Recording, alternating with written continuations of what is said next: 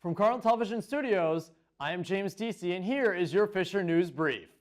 The Malaysian Health Ministry has released new information about how the North Korean leader's half-brother died.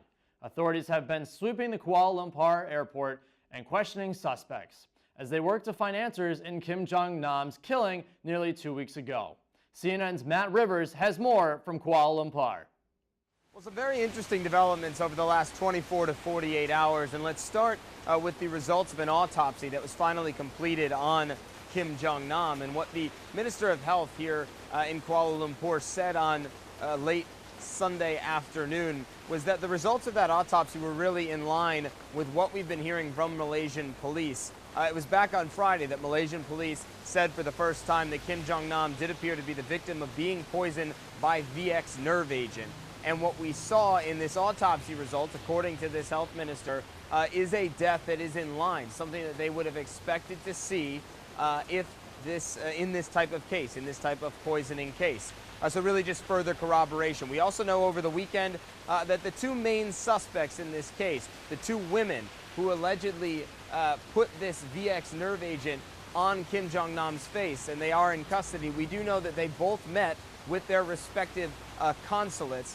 These are two different women, an Indonesian national and a Vietnamese national, and both women apparently told consular officials here in Kuala Lumpur from their respective countries that they didn't know what they were doing, that they were just part of a prank show, that they didn't really know what they were getting themselves into. But the Malaysian officials have certainly countered that very quickly, saying that they do not buy that explanation. And finally, over the weekend, this airport, Terminal 2, where this attack happened, was finally cleared by hazmat teams going through. Hazmat teams from the Malaysian government saying they found no trace of any chemical that could do anyone any harm. But it is worth noting that it had been nearly 2 weeks since this alleged poisoning before hazmat teams went in and cleared that area.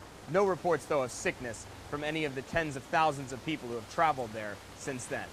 Matt Rivers, Kuala Lumpur, Malaysia.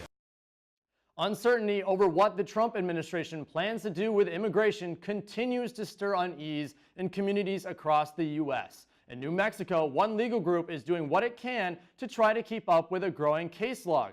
Megan Cruz has the story.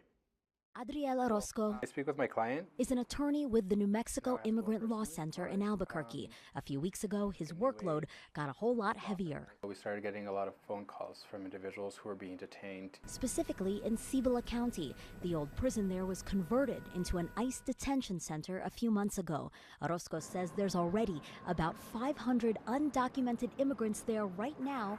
Problem is, there aren't enough immigration attorneys in Cibola County. There aren't any immigration attorneys there, much less any immigration attorneys that don't charge for their services. Orozco says an undocumented person does have a right to an attorney, but the government does not have to pay for it. The law center is trying to represent as many people as it can, but they can only do so much. We've been trying to speak to individuals telephonically, but ICE has temporarily at least told us that we're unable to do that, and they're requiring us to go in personally. The detention center is an hour and 15 minutes from Albuquerque. Plus, Orozco says they already have a long wait list of other kinds of cases involving crime victims or abused children. I reached out to ICE this morning, but they have not gotten back to me yet. Senior administrative officials tell CNN that President Trump will release the first draft of a budget outline to federal agencies Monday. And that draft will be good news to some and bad for others. Joe Johns reports. President Trump expected to call for a substantial increase in military spending and massive cuts to several federal agencies in the first draft of his administration's budget proposal.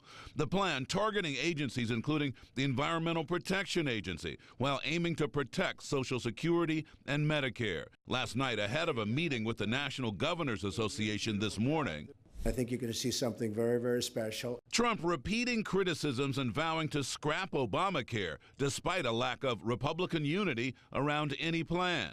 It doesn't work, but we're going to have it fixed, and we're going to repeal and replace. Ahead of his first address to a joint session of Congress Tuesday night, Trump trying to project an image of success. It's been a lot of fun, but we've accomplished almost everything we've started out to accomplish. This amid growing calls for an independent investigation into alleged communications between Trump campaign aides and Russians known to U.S. intelligence. Leaders on both sides of the aisle suggesting a Justice Department led by Attorney General Jeff Sessions can't be impartial. You cannot have somebody, a friend of mine, Jeff Sessions, who was on the campaign and who is an appointee. You're going to need to use the special prosecutor's statute. The Attorney General must recuse himself. The American people need to understand whether the Russians, in cahoots with the Trump folks and others, rigged the election. President Trump attempting to quash the headlines, tweeting, "Russia talk is fake news put out by the Dems and played up in the media in order to mask the big election defeat and the illegal leaks." The White House taking unprecedented measures to clamp down on leaks. Press Secretary Sean Spicer checking the work and personal phones of aides last week to make sure they weren't using encrypted texting apps or corresponding privately with reporters, specifically asking his staff not to leak information about the meeting or the crackdown effort.